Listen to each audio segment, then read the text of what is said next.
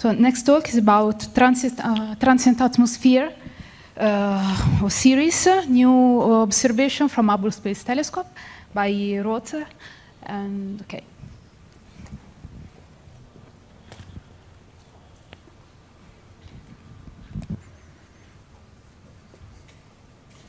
Okay, thank you very much.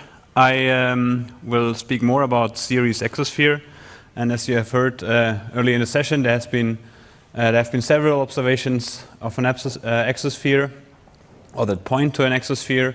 There have also been observations where no exosphere could be detected. So in the end, the exosphere remains elusive still today. So I go through the history first a little bit, through the detections and also the non-detections.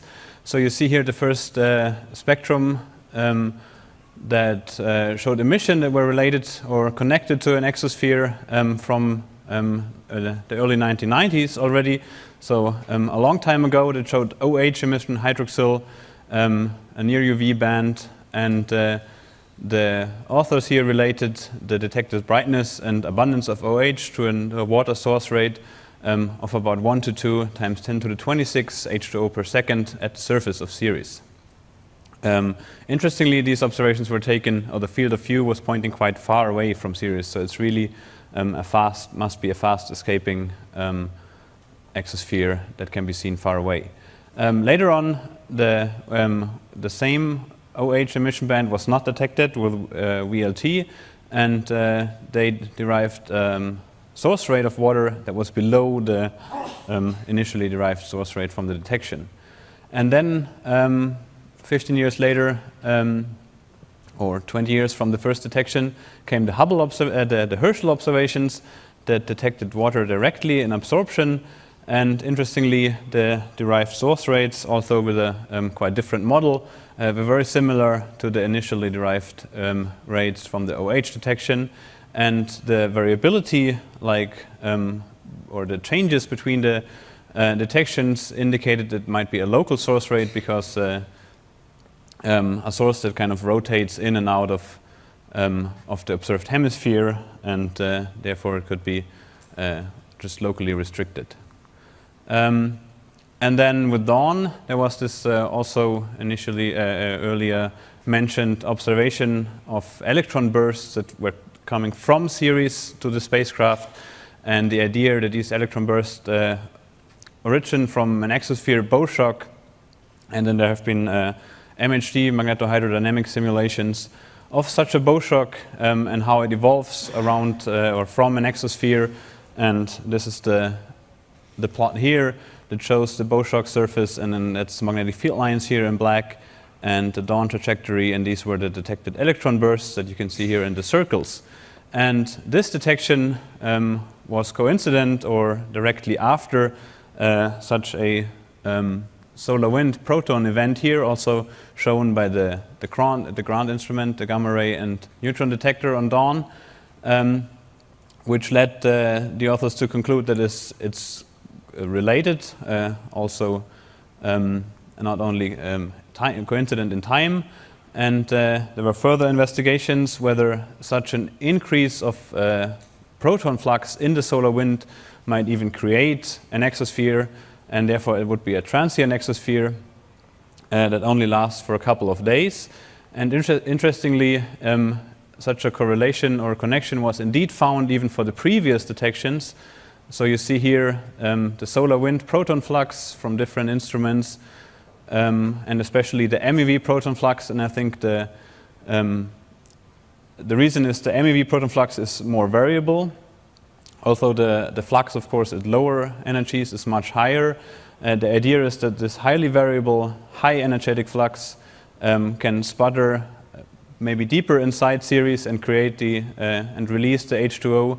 And only during such events, as seen here, for example, for the first IUE detection of OH, where we have a high proton flux prior the measurement, then later on the VLT, where nothing was detected, there's a very low proton MEV flux, and same for Herschel, different fluxes, but rather strong events prior to the strongest detections. And then again the proton event prior to the dawn, presumably exosphere detection. So we looked at Hubble data, and we have data from 2015 and 2016 by the COS instrument, by the cosmic origin spectrograph on Hubble, and the STIS, Space Telescope Imaging Spectrograph on Hubble. And the first COS visit here in 2015 was published already last year. We did not detect oxygen as we were aiming. We set upper limits on oxygen abundance and water production rates, similar to the previous, or a bit higher actually, to the previous derived source rates. And now I'm going to present the analysis of the two other data sets. So another observation by the COS instrument with a little bit higher sensitivity, where we were looking not at Ceres but offset to Ceres, so we can only see the exosphere if it's there and do not see a reflectance spectrum. And then we also look at data from another program by STIS from Amanda Hendricks here, and the data were taken to map the surface reflectance, but because this is long slit data, we can look away from Ceres and also search for exosphere signals. Okay, this doesn't look as nice as it should be, but the message here is anyway, so we have two different kinds of exposures, black and red. You should see both spectra here. This is a very high resolution, high spectrum with high sensitivity, of course, and you do see emissions at two wavelengths clearly. But these were only geocoronal emissions, so you do see the upper atmosphere of the Earth. And that's, of course, not what we wanted to see, but we would like to see emissions from Ceres at exactly these wavelengths. And what we do here is then, so we have 4 exposures. This is the sketch here to the left. Ceres is here. We do not look at Ceres. We look next to Ceres. And then we have 1 exposure where we look further away. This is not to scale, just to show what the idea is. And this is our reference spectrum. And then we look for a difference, basically, between the two observations. So to get rid of the geocoronal noise that we mostly saw in this first spectrum is rather easy for the oxygen emissions, which you can see here in blue. So that's 1 exposure, that's the exposure time, and then the count rates near specific emission lines. So the oxygen signal here, which is from the upper atmosphere, goes down quickly, and then it's at a low level, so there's no geocoronal emissions here. We can just take the exposure time here. The hydrogen upper atmosphere is much more extended and much brighter. So what we do is we at least cut the exposure time where the geocorona is brightest and just take the middle section. These are just some data details now, but in the end, the most important part for the analysis, of course. So, and these are the corrected and background subtracted spectra now from the 2016 COS observations. And the detector has 2 segments. Here are the longer wavelength, and they include 1 oxygen multiplet here at 1356 angstrom. And you see all the derived brightnesses here for specific emission lines are basically showing no emission or emission consistent within 1 sigma with 0. So no oxygen emissions here, no sulfur emissions here, then also no oxygen emissions at the 1304 multiplet. And then when you look at hydrogen here, the Lyman alpha line, where we had the very high geocoronal background, we presumably see some emission. So 22 Rayleighs with an uncertainty of 7 looks like a statistically significant detection, but in the end, if you compare the 5 exposures, which we did to derive this number, and specifically we had the 4 exposures close to Ceres and then number 5 here far away from Ceres, and we basically compared the average of these 4 to this one. And these are higher than this one, but the reason is just that the geocoronal emission changes within these 7 hours of observations, and then you can even look at the solar Lyman alpha flux measured by the timed satellite, and you see it undergoes similar variations and decreases towards the end of the observation. So we just see time variability of the solar Lyman alpha flux and do not see any actual hydrogen emissions from Ceres. And so we also looked at the STIS observations from Amanda Hendrick's program that were taken to map the surface reflectance. And this is the detector image. And what you see here in red is the slit of the instrument. And the hydrogen Lyman alpha is so bright that it's brighter than anything else. So it kind of nicely shows the slit here. And you also see the trace of reflected sunlight from Ceres here. Hopefully see it.